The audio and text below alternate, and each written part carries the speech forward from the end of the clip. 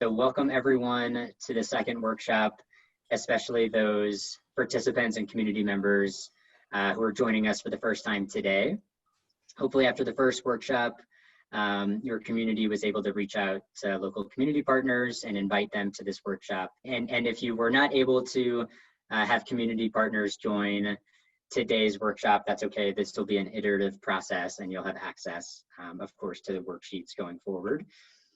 A last note that we are recording this session for future viewing, but just the content that's presented will be recorded, not the discussion points and things of that sort.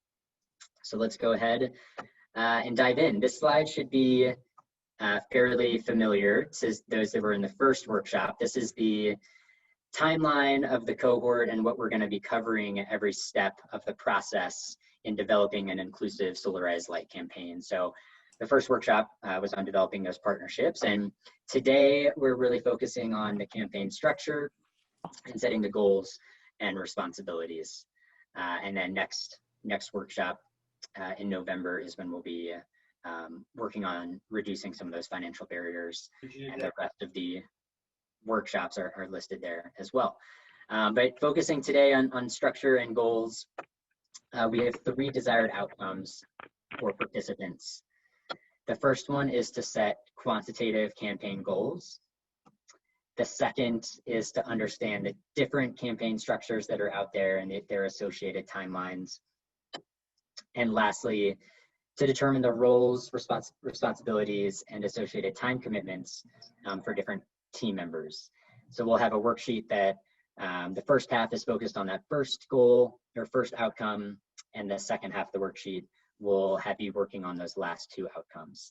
And these 3 outcomes led us to how we developed the agenda for today, which is first we'll give some time for you all to continue to meet each other in some breakout rooms.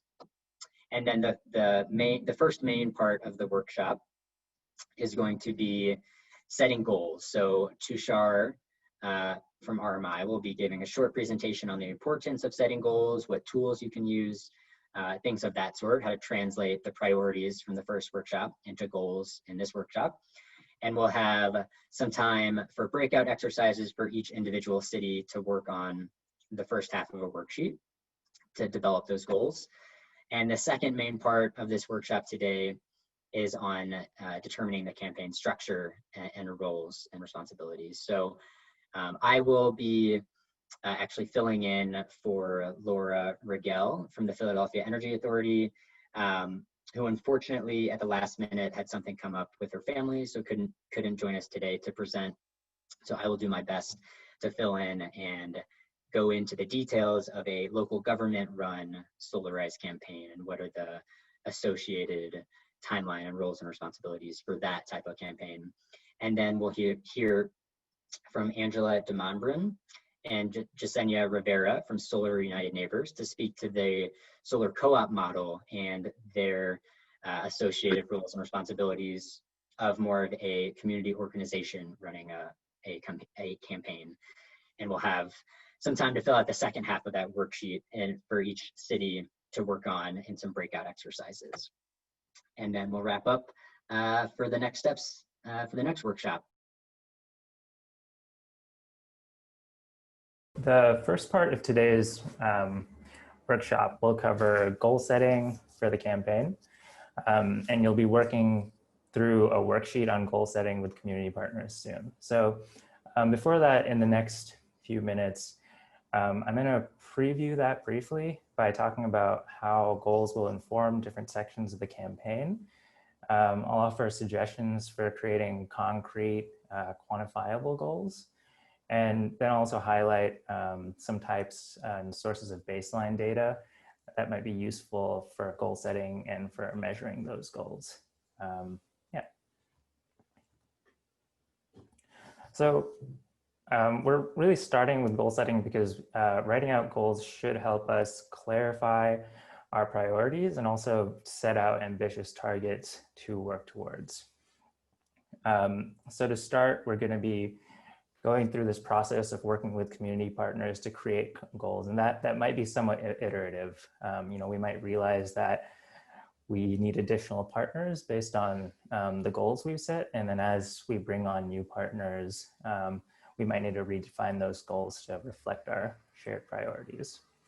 But then the goals should really go on to shape, our campaign structure, which we'll talk about a little later in this workshop, but then also the financial structures we create, the RFP and contractor selection, and definitely the outreach. So for example, I live in Seattle, and based on some past experience of working on similar campaigns, say if my community's goal is to have solar installations in a particular neighborhood, the Beacon Hill neighborhood, where residents, there's a large percentage of LMI homeowners, and residents also speak Vietnamese and Spanish.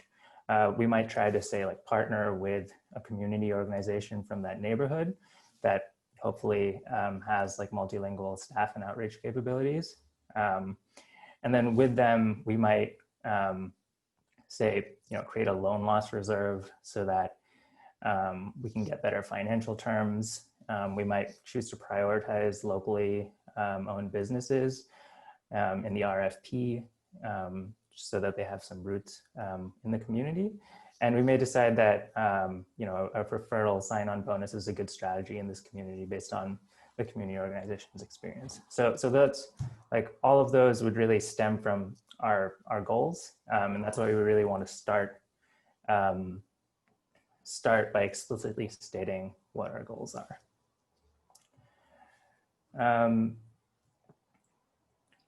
We're also encouraging everyone to try to make concrete goals when possible. So goals that are specific, measurable, and time-bound are really effective here. And one of the nice things about this type of Solarize campaign is that there's necessarily going to be a deadline. But then we also kind of want ambitious goals. We want them to be attainable, but not necessarily easy. So an example of this type of statement might be that for LMI Solar, the campaign should result in 20 installations in households with incomes below 80% of the area median income. Some goals are definitely easier to quantify than others, and I think it's valuable to have broad aspirational goals as well that are harder to isolate, but even something broad and aspirational like say community empowerment can at least be partially teased out into some concrete measurables. So here we're providing an example of a community empowerment goal where we're saying our goal is to partner with 3 community organizations, employ and train 5 community liaisons, and educate 100 community members. So in the worksheet, the first section will be an exercise in creating these concrete goal statements with our community partners, and also prioritizing those goals. And then just as a reminder, our goals should really reflect the different, multiple priorities that we talked about in the first workshop. And it should really be informed by what our community members value. So those priorities might be solar and clean energy related, but they also might be community focused goals. So for example, you could have a goal to invest a certain amount in the local economy and create a certain number of jobs. And then also don't forget about, thinking about goals that focus on the organizational capacity and building trust in future projects as well. So here we've given an example of a goal that might involve working with a local community advocacy group in order to engage participants in future policymaking, which is something you'll hear from Solar United Neighbors definitely does as well. And then finally, especially for setting those solar and clean energy related goals, goals on how many installations we want or the types or lowering rates, we have some particularly relevant data that might make goal setting easier. So if we think back to that solar bucket, if we want to make an LMI solar goal, it's probably helpful to know what the current status of residential solar installations is in the city, and also the LMI buildings that are suitable for solar. Similarly, for low energy bills, if we want to lower energy bills, it's probably helpful to know what the current energy bills are, and also what types of solar financing terms we can get. And similarly, if we want to expedite permitting, we probably want to know what permitting and inspection times are. So some of this information, like the number of residential solar installations in your jurisdiction or in a neighborhood, or the solar permitting and inspection times, that's probably the best place to go for that is probably your local permitting department or utility. But we also have in the worksheet, we're introducing 2 different tools, web tools, which you can use to access some other relevant data, like average electricity expenditures and suitable buildings that are suitable for solar. So there's an optional section in the worksheet as well, section 2, which focuses on these 2 tools. The first one is NREL has a Solar for All tool, and in the worksheet, we provide a few easy steps to access the number of LMI rooftops suitable for solar per census tract, and you can break that down into single family, multifamily, and then owner and renter occupied. So that's useful. And then the DOE has a low income energy affordability data tool. And then once again, in the worksheet, we provide a step-by-step process to access census level data on LMI energy expenditures and LMI energy burdens.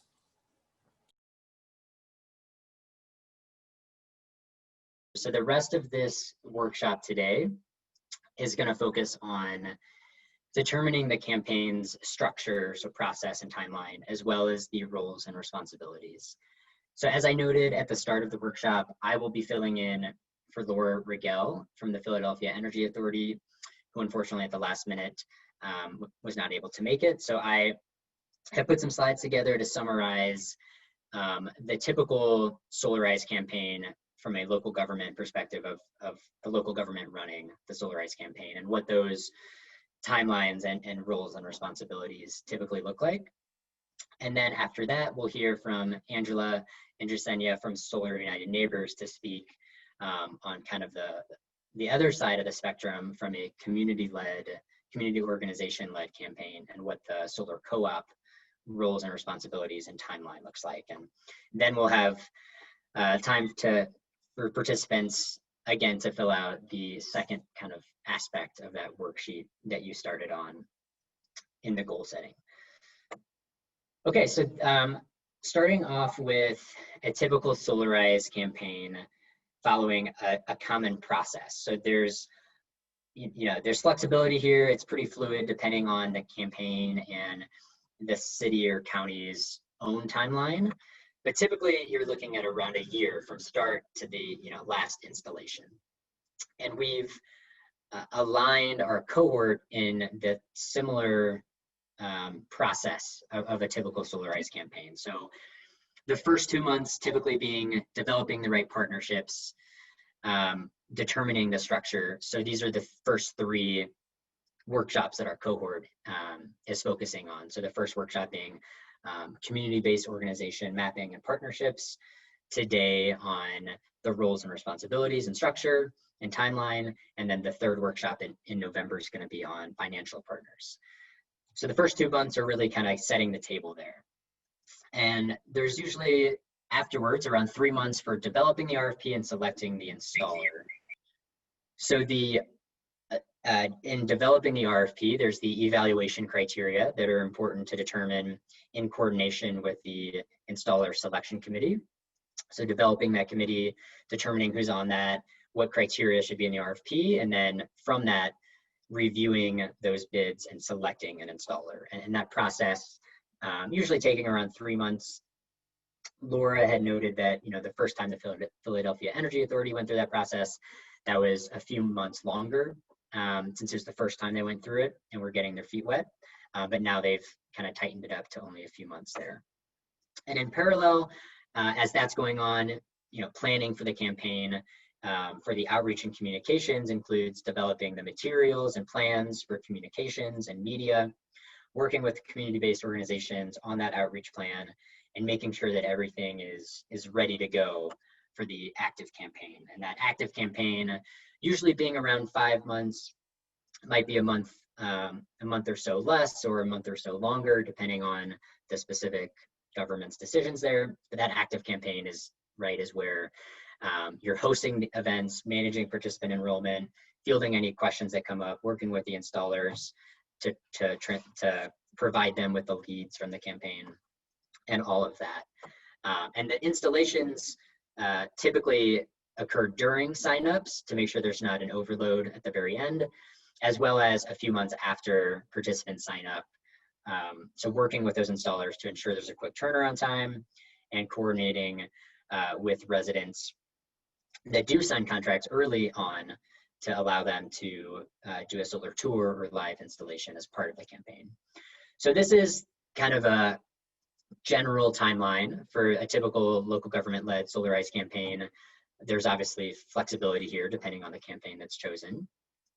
But this is kind of the timeline that you might be looking at. And this is similar to the cohort process that we've implemented here, and really focusing on those first 5 months on getting all that together.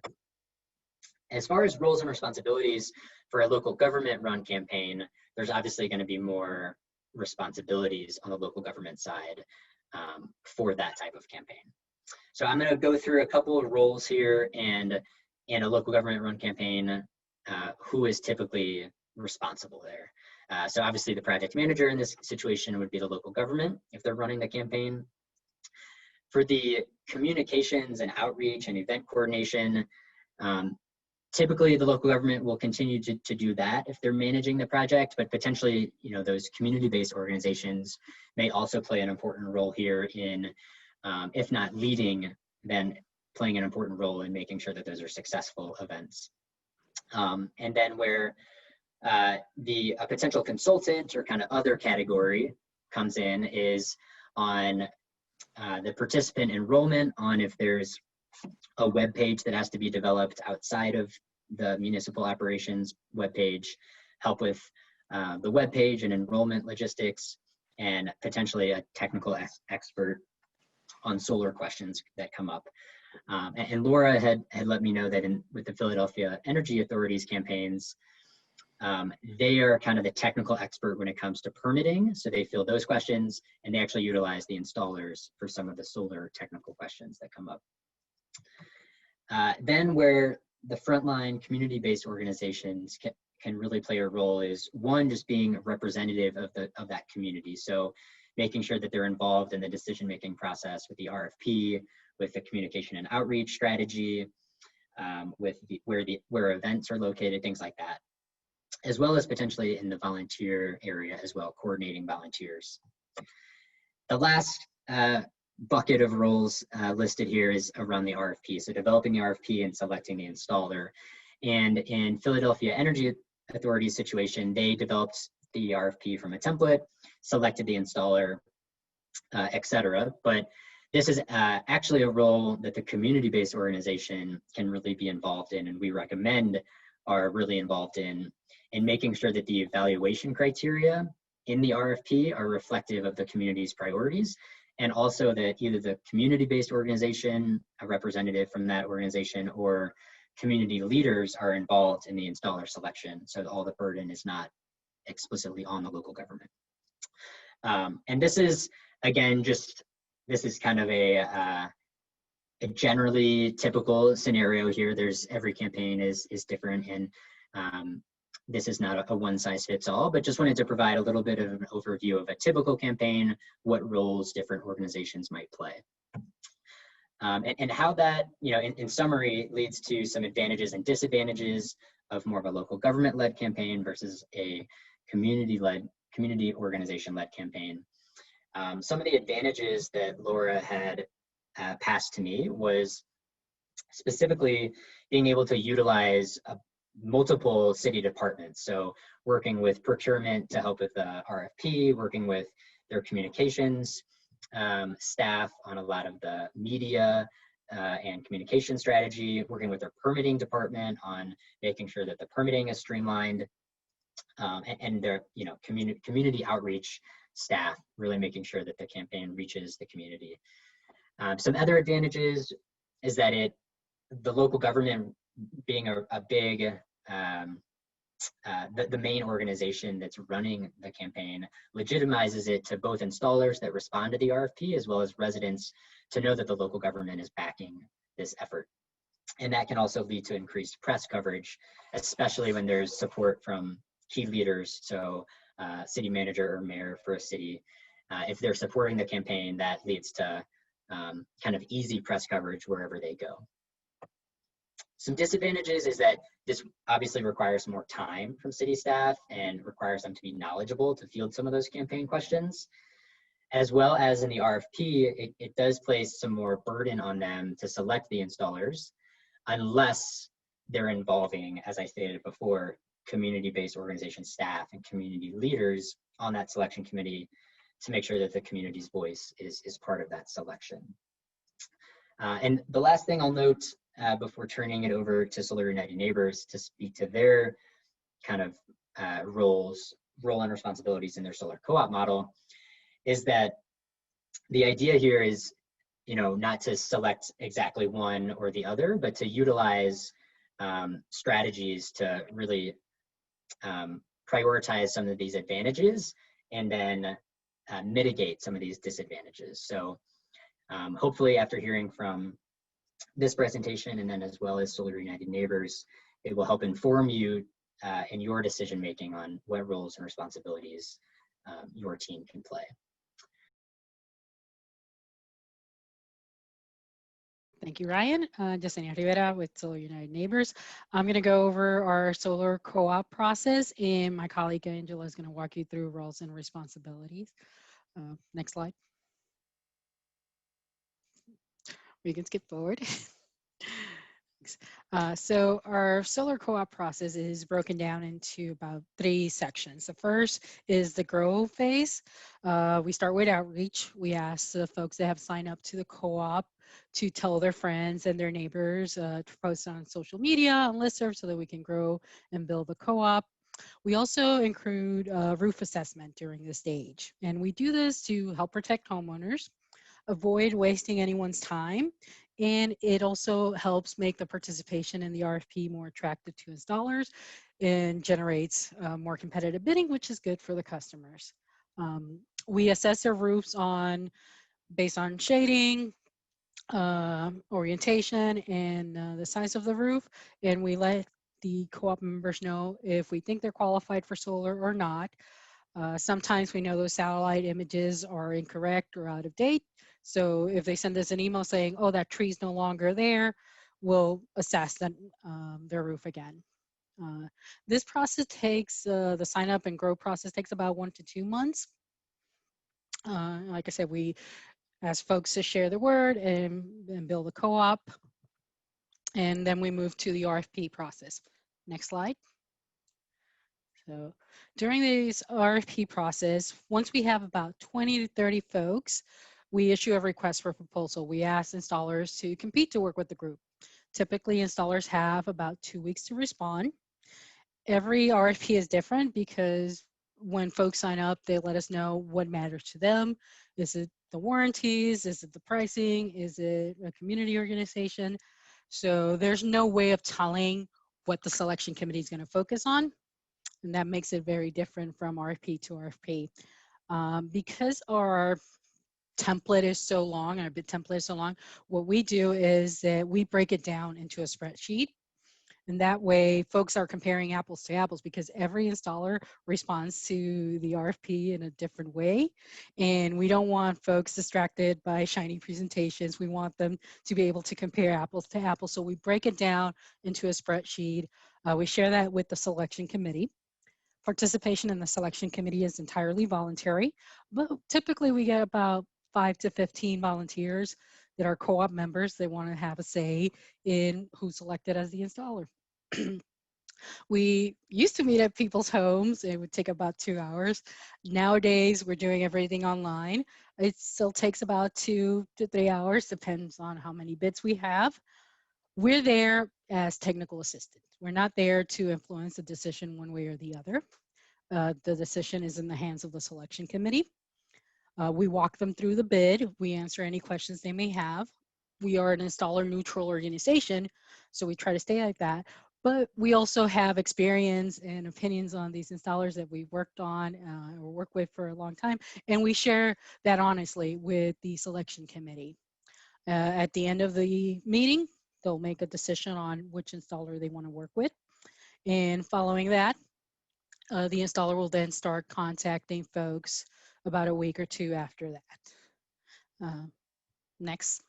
So the final stage of our co-op process is the installation stage. And this occurs about month 4 through 8. Once the installer is selected, we'll make a public announcement on who won the bid. We keep the prices private. We don't want any unfair competition for the installers' competitors. So, and that price only applies to co-op members. So we keep that private. The installer will then reach out to co-op members individually and make an appointment to meet with them and talk about solar. About a week or two after that site visit, that home visit, the installer will then deliver a proposal to the homeowner based on their budget, their needs, what they would love to see in their solar system.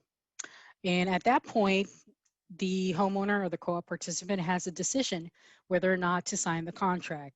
If they do sign a contract, that contract is between the installer and the homeowner.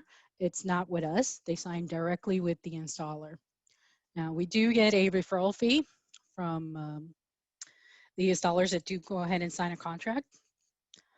And we don't charge the participants for being in this process.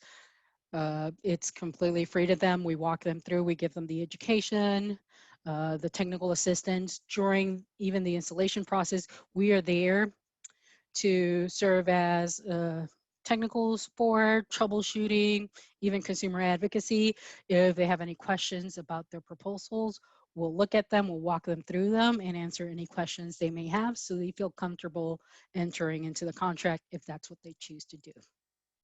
So post-installation, we used to have parties, now we do them all online, but we celebrate the fact that they went through the co-op and that now we have more solar advocates in the state and the cities. So I am going to hand it over to Angela. Okay, thank you, Jacinta.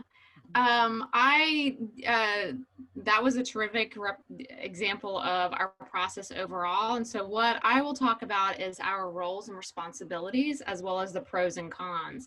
And some of them will, if you're a city official or an organization, a lot of these will stand out as already pros on the things that we do. So, and what makes us a little different than Solarize, Solar United Neighbors handles all the technical and administrative support for the process from beginning to end. And in many cases thereafter, when a co-op member signs up, navigating them through this process, we know, and we've heard from many of our past co-op participants, going solar is intimidating.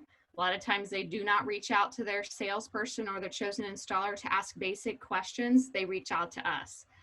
So we handle all of that, the administrative support, a sign-up page for people and co-op members to sign up, respond to all the technical inquiries. We present at all the community information sessions when they were in person, and hopefully one day we'll get back there. But now it's all virtual. So we do all the presenting. We certainly invite cities and our partners if they want to join us, but we will handle that part of things. And the information sessions cover 3 main sections: solar technology, the process overall, and the economics of going solar. And that part is where we would ask, say, the cities and partners, are there any local incentives that we can put in that 3rd section of economics, local financing that's available, and so forth. But we would present all of that information.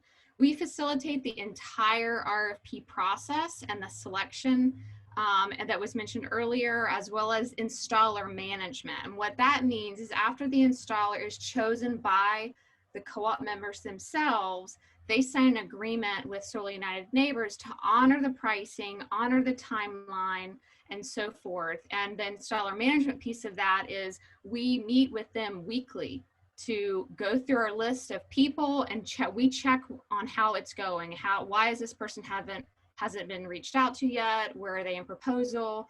And let's celebrate a signed contract or what have you. But that happens weekly with all of our groups and our installer, and addressing any concerns that may arise. We update the group. We communicate with the co-op members repeatedly, weekly, if not every other week, about the progress from the group overall and the next stages, what comes next. And then we also conduct a final assessment and collect all the data. It was noted earlier with regard to economic numbers, as well as jobs created. We collect all that data and we'll share that with you. Next slide. So what we ask our cities and partner organizations to help us with, you get the fun part, because we ask you to help us with the outreach piece of things. We work with you to develop a media strategy up front, whether it's, we have like organizing a press conference in person or online. We've had success with that, creating really cool videos. We want to help you, we just mainly ask our partners and cities to help with the recruitment throughout the process, from beginning throughout and at different intervals. The media campaign strategy we ask, and if you want, certainly can be involved in the information session. Some of our past experience of working with cities, a city official would come and share about local energy efficiency initiatives that are going on. Feel free to participate, but that's something we can certainly take on. And cities, you are pretty much the public face, and certainly be available to talk with local media. Earned media, in our experience, is critical at the front end, and so we would work with you to, whether it's your communications department or you yourself talking with the media, and that really adds legitimacy to the community and really helps drive signups. Also, the mayoral support behind this section here is actually Orange County Mayor Teresa Jacob. She spoke at a press conference. We gained a ton of earned media. That co-op, by the way, had almost 700 signups. We've learned lessons learned. We capped them now, but that was a huge piece of how that was such an incredibly successful program. And then help direct interest towards, we help future programs in advocacy. We don't just help people go solar. We engage them throughout, sharing additional solar information, sharing how they can actually read their bill once they have solar on their roof, and then engage them thereafter, whether it's a local advocacy fighting for to defend net metering, or helping everyone else in their community go solar. So it doesn't just end with putting solar on roofs. Next. Oh, and then, yeah, we like to party, and we'll send swag and food if needed. It's because we're not having in person, but again, we manage the whole process up until the party, and certainly engage, and cities and partners are welcome to really jump in wherever they feel comfortable, but we pretty much manage it from there. And again, you get the fun stuff, just helping us reach out to the community. So you've probably already identified from what I mentioned earlier, the pros is that we manage a lot of the stuff. I would say the one thing and the feedback we've received from our experience working with cities and counties is the RFP process itself. It can be onerous. We have a lot of experience with this. We've launched and managed hundreds of co-ops. In Florida alone, I'm the regional director, but also the Florida director. We just launched our 60th. We have a lot of experience managing selection committees and the technical expertise. So that is a huge pro of working with Solar United Neighbors with the co-op program, as well as we feel it's critical and feel very strongly about the installer selection process, that this is solely community driven by the co-op members themselves. It's not Solar United Neighbors. We facilitate it, and we can offer expertise and our past experience, as well as dig up online reviews, check licenses, insurance, all that great stuff. But at the end of the day, it's the selection by the community members themselves. And of course, I mentioned all that technical support that we provide. Cons is that, and if you can call it a con or not, I kind of waver on this, in that we, working with the community and the cities, we can actually, you know, making sure, sharing with you our RFP, and if you have ideas and things that maybe we need to tweak that represents your community or different things that we should be asking, we're very open to adding those questions on the RFP.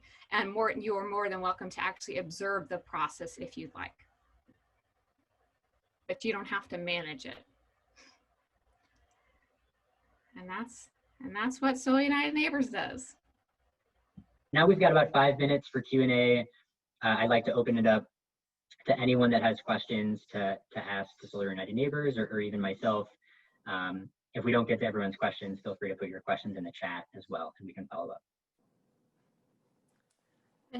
I was going to ask, do you have good LMI participation in your co-ops? And if not, how would you approach this differently to target some LMI communities? We've seen that when there's incentives, local incentives that help subsidize the cost, we'll have LMI participation.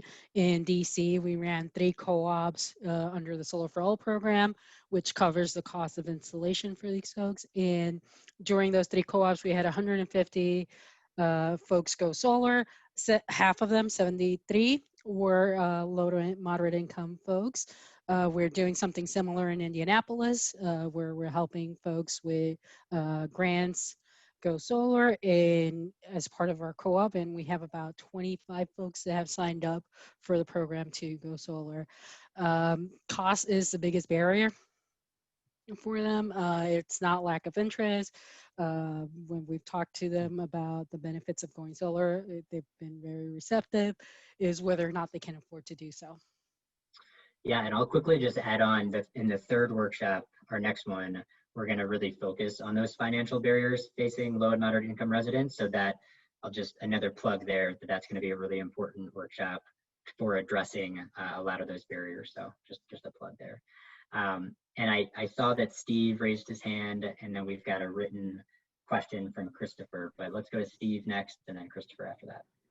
Yeah, quick question. Is there any kind of adjacent program for weatherization or anything like that? You know, obviously buying solar panels in the South and you don't have any insulation in your attic, but you know, so I was just wondering about maybe a quick audit while you're working. I didn't see that on the Solar United Neighbors website, so I was asking.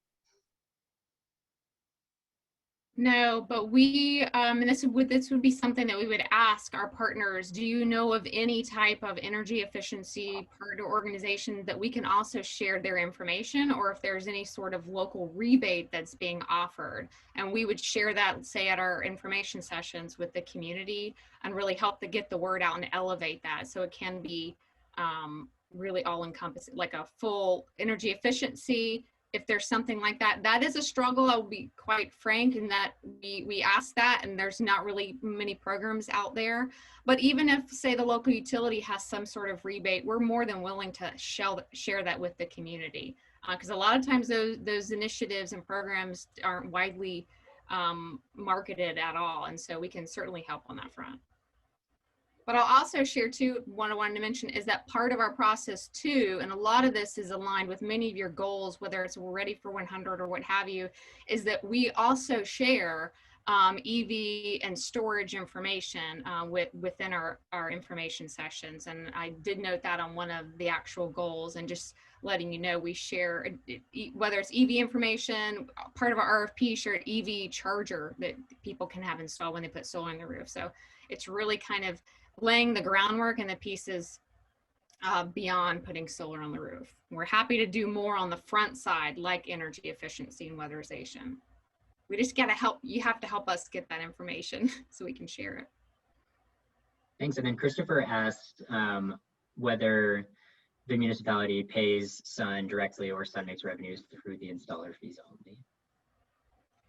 Sometimes both. I would say our referral fee, we like to think of it as it's a pay it forward fee. Many cities, or we're funded, by the way, by grants and foundations, about 70%, 30% is our referral fee. And that's really kind of a pay it forward. For the areas we don't have direct funding, we want to reach out to the harder to reach communities. For example, in Florida, that really helps us expand our rural areas that we don't have direct funding, or a grant hasn't identified an area for us to go into.